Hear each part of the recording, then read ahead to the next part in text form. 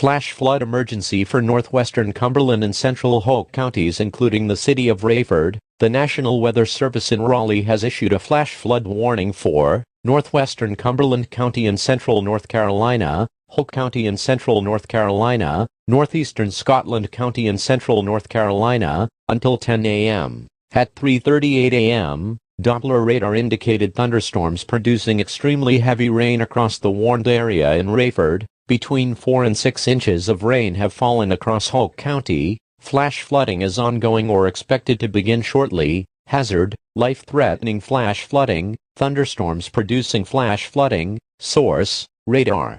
Impact, flash flooding of small creeks and streams, urban areas, highways, streets and underpasses as well as other poor drainage in low-lying areas. Some locations that will experience flash flooding include Raeford, Fort Bragg, Antioch, Pope Air Force Base, Spring Lake, Silver City, Rockfish, Bonnie Doon, and Bowmore. Turn around, don't drown when encountered flooded roads. This is dangerous situation. Seek higher ground now. Repeating, a flash flood warning has been issued until 10 a.m. for the following counties, in North Carolina, Cumberland, Hoke and Scotland.